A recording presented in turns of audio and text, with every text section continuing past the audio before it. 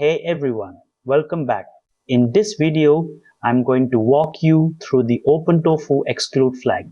Most engineers get this wrong, and here is why. Deploying your entire stack when you only need to update a single microservice is a massive waste of resources and increases your blast radius during every single push.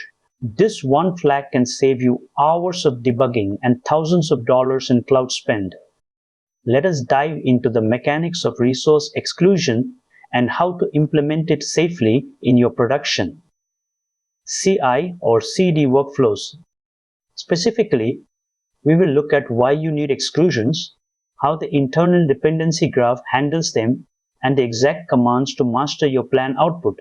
We already covered the fundamentals of infrastructure as code in our full Terraform course. So if you need a refresher on the basics, you will find that link in the description. Do not skip ahead. Watch all the way through to actually understand how this affects your state file properly.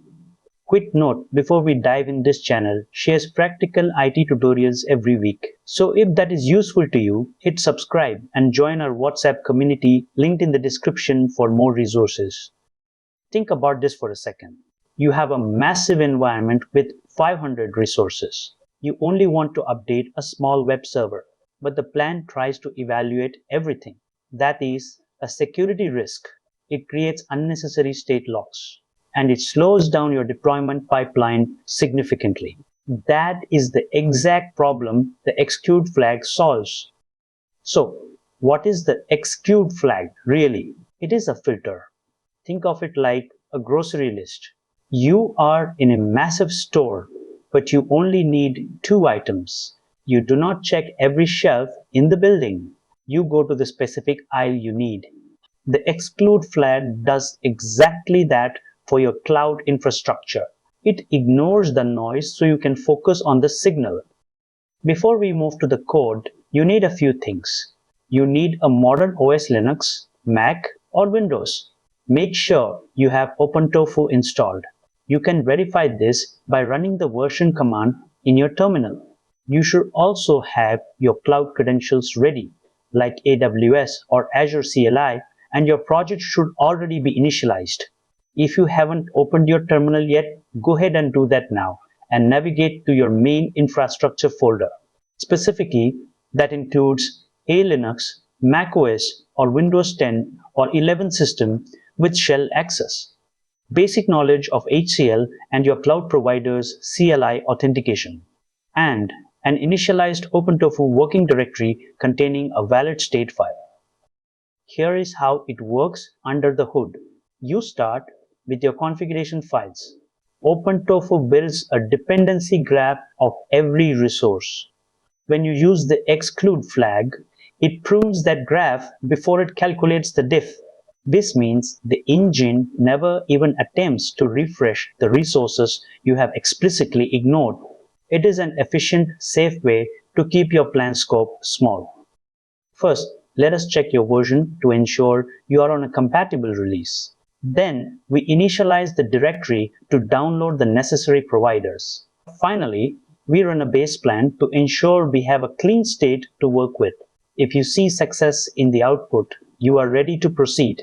If you get an error here, check your cloud provider credentials first. Perfect. This output confirms your environment is initialized. We see a clean plan with 15 resources. Now we are ready to apply the exclude logic to filter this down. Now let us use the exclude flag. Notice I am passing the specific resource address for the bucket and the entire networking module. By doing this, OpenTofu will ignore these components entirely during the plan phase. This is incredibly useful when you know a resource is undergoing manual maintenance and you do not want your automated pipeline to touch it. See that we went from 15 resources down to 30. OpenTofu clearly states which resources were excluded. This gives you peace of mind that your deployment is scoped exactly how you intended. In a production environment, you would never run this interactively. You would embed this in your CI or CD pipeline. Here, we are protecting our databases. By excluding the primary and replica instances, We ensure that a row configuration change in our code cannot accidentally trigger a database recreation or a destructive update during a routine app deployment. This is a standard safety pattern for senior engineers. Everything looks correct. The database instances are bypassed, and our plan is ready to be applied. This is the level of control you need for high-stakes environments. What if you get an error like this? This happens because you provided a partial or incorrect resource address. OpenTofu needs the full path including the module prefix if the resource is nested. Do not guess the name, always check your state file first. The fix is simple.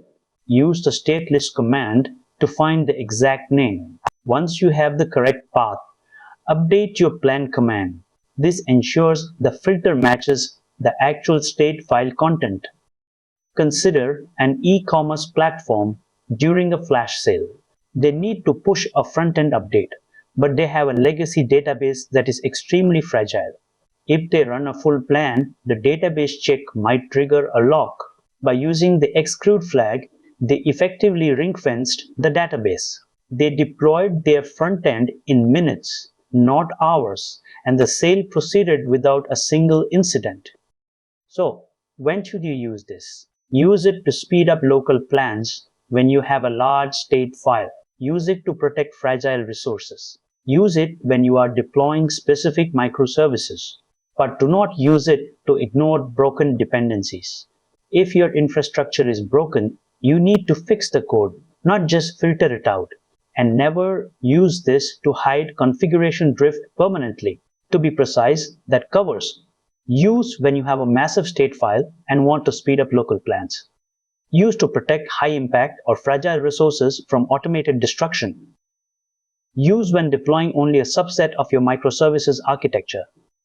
Do not use to bypass infrastructure dependencies that must be evaluated. And do not use as a permanent fix for broken infrastructure. Fix the code instead. Who benefits from this? DevOps engineers gain a smaller blast radius and faster feedback. Backend developers can ship code without being blocked by massive plan evaluations. Team leads sleep better, knowing that accidental changes to the core infrastructure are filtered out. And your cloud budget benefits from fewer unnecessary API calls during every refresh cycle. To recap, use the exclude flag to isolate specific resources. Always verify your resource address with the state list command. Embed this logic in your pipelines for consistent safety. Remember, this is a surgical tool for speed and risk mitigation, not a substitute for proper code quality. Keep your state file clean and monitor your exclusions to ensure they don't become stale. Perfect. If this video helped you, hit like and subscribe. It genuinely helps the channel grow. Join our WhatsApp community linked in the description for more practical IT resources every week. Thanks for watching. This channel is dedicated to providing knowledgeable content for IT professionals building their skills in Linux, cloud, DevOps, Python, artificial intelligence, and machine learning. Subscribe to stay updated, and I will see you in the next one.